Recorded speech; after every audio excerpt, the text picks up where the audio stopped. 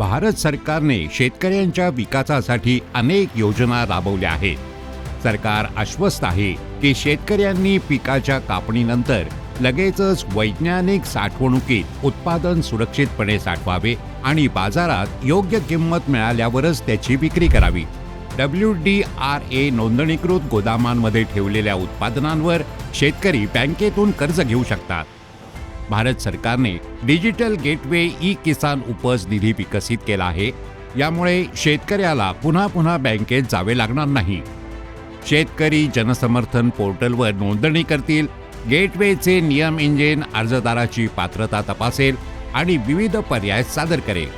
निवडलेल्या पर्यायाच्या आधारे संबंधित बँक कर्जाची रक्कम वितरित करेल.